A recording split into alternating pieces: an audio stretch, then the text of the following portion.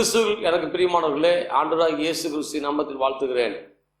முகநூலில் நகை சம்பந்தமாக ஏலிம் சபைக்கு ஒரு பதில் கொடுத்திருந்தேன். அந்த பதிலை பார்த்த அநேகர் அதில் ஒரு முழுமையை புரிந்து கொண்டிருக்க முடியாது.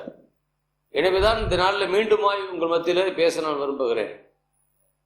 நகை அணியலாமா அணியக்கூடாதா என்பது ஒரு பக்கம் விவாதமாக இருந்தாலும், நீங்கள் ஏன் நகை அணியவில்லை என்று கேள்வி கேட்கிற ஆட்கள் ஏன் நகை போட்டிருக்கிறீர்கள் என்று யார்கிட்டும் கேட்பதில்லை.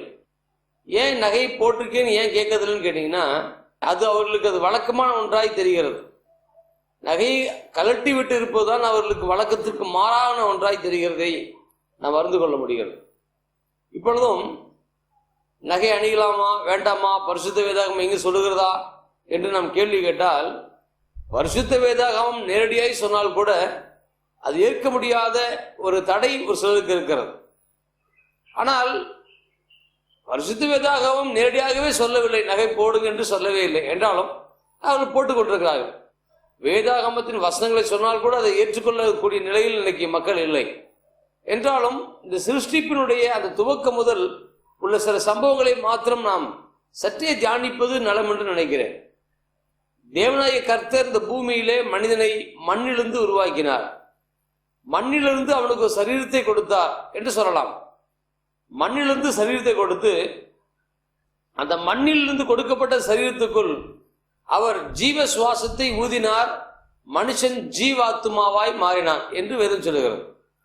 அப்ப ஜீவாத்மாவாய் மாறின இந்த மனிதன் தொடர்ச்சியாய் தேவனுடைய பராமரிப்பில் ஏதேன் தோட்டத்தில் கர்த்தரிட்ட வேலைகளை செய்யும்படி, அதாவது ஏதேன் தோட்டத்தை பராமரிக்கும்படி பணி அவனுக்கு கொடுக்கப்பட்டது. கர்த்தர் ஏதேன் தோட்டத்தை கொண்டு வந்து இந்த தோட்டத்தை பண்படுத்தவும் காக்க வைத்தார் என்று வசனம் சொல்லுகிறது.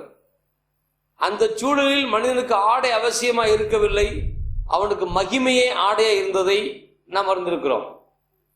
ஆனால் தேவனாய கர்த்தர் படைத்த சகல காட்டு ஜீவன்களை பார்க்கலும் சர்ப்பமானது மிகுந்த தந்திரமுள்ளதாய் இருந்தது என்று சொல்லி வேதம் சொல்லுகிறது.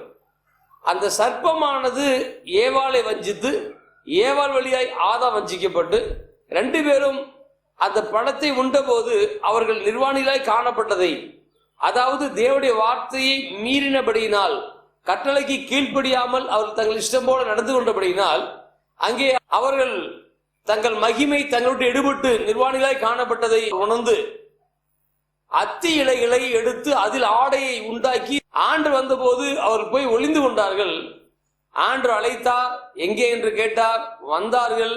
அவர்களை பார்த்து, அவர்களை விசாரித்து, அவர்களை கண்டித்து, அதன் பின்பு அவர்களுக்கு தோளினால் ஆடைகளை உடுத்து வைத்து அவர்களை வெளியே அனுப்பிவிட்டார். இப்பொழுது அவர்களுக்கு ஒரு காரியம் புரிந்தது. என்ன? இலையில் தைக்கிற ஆடை அது நிரந்தரம் அல்ல. தோல் போன்ற வளைந்தாலும் அல்லது காய்ந்தாலும் உடையாத நொறுங்காத ஒரு வஸ்திரம் அவர்களுக்கு தேவை என்று உணர்ந்து கொண்டார்கள். எனவே தோலினால் ஆடை அவர் உண்டு பண்ணார். அதன் பின்பு அவர்கள் தோலுக்கு வேண்டிய தோலை வைத்து உண்டு பண்ணார்கள். சிலர் மயிர்களை பின்னி அவைகளை, ஆட்டு உரோமங்களை பின்னி அவைகளை கொண்டு வஸ்திரம் உருவாக்கி கொண்டார்கள். ஒட்டக மயிர் ஆடையை யோவான் சரண் அணிந்திருந்தாய் வேதத்தில் வாசிக்கிறோம். ஆக அவர்கள் சூழலுக்கேற்ப, அவர்களுடைய அந்த இடத்திற்கேற்ப அவர்கள் ஆடைகளை தயாரித்துக் கொண்டார்கள். அதுவும் தவறில்லை.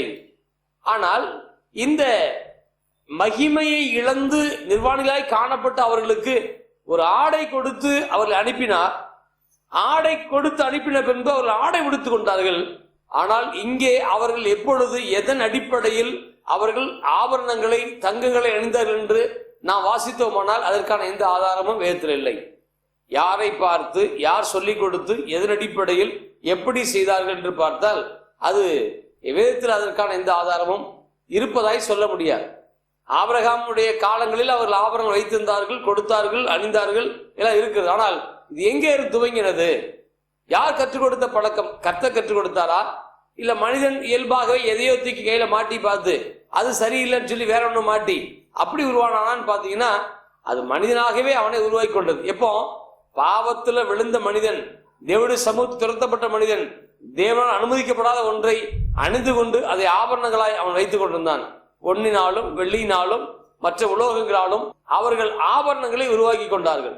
இந்த ஆபரணங்களை உருவாக்கி கொண்ட இவர்கள் ஒரு குறிப்பிட்ட காலங்களில் அந்த ஆபரணத்தை கலட்டி போடுங்கள் என்று சொன்னார். உங்கள் மத்தியில் உலாவுவேன், நீங்கள் வணங்கா கழுத்து ஜனங்கள், எனவே நீங்கள் இதை வைத்துக் கொண்டிருக்க வேண்டாம், கழட்டி போட சொன்னார். அப்பொழுது அவர்கள் கழட்டி போட்டார்கள் என்று சொல்லி யாத்ராகமத்தில் வாசிக்கிறோம். ஆக கழட்டுவதற்கான உத்தரவு எல்லாம் வந்ததே ஒழிய ஓடுவதற்கான உத்தரவு எங்கேயும் வரல. புதிய ஏற்பாட்டுக்கு வந்தா புதிய ஏற்பாட்டில் அப்படிதான் பேதுரு எழுதும்போது சொல்றார், உங்களுக்கு புறம்பான அலங்கரிப்பு வெள்ளினாலும் பொன்னினாலும் உங்களை அலங்கரித்துக் கொள்ளாமல் என்று அங்கே வேதத்துல தெளிவாக சொல்லப்பட்டிருக்கு. ஆக வெள்ளினாலும் பொன்னினாலும் அலங்கரிப்பது தேவனுடைய ஆரம்ப திட்டத்திலும் இல்லை, புதிய ஏற்பாட்டு சபை வந்த பின்பும் இல்லை.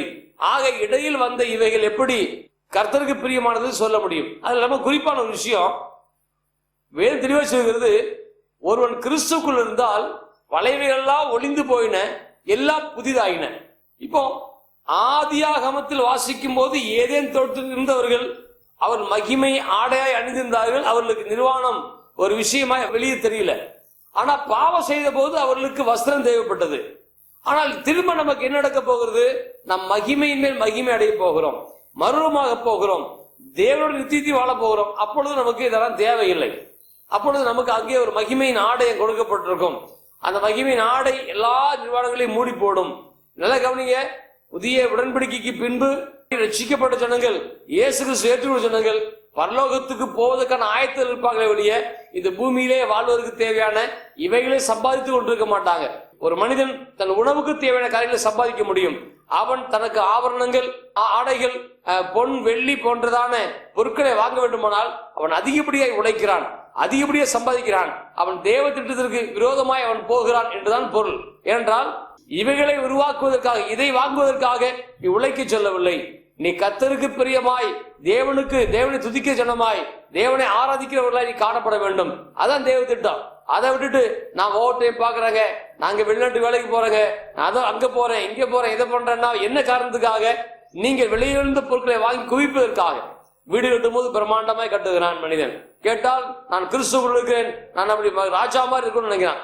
அதெல்லாம் செல்வ செழிப்பான உபதேசம். அது வேற்றுக்கிறதுக்கு சம்பந்தம் இல்லை. உண்ணவும் உடுக்கவும் நமக்கு போதும் என்று இருக்க கடவும் என்று வேதம் சொல்கிறது.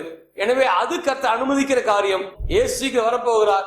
வரும்போது நீ எதற்காய் உழைத்தாய் என்று கேள்வி கேட்பார். நீ எதற்காய் உழைத்தாய் என்று சொல்லுங்கள்.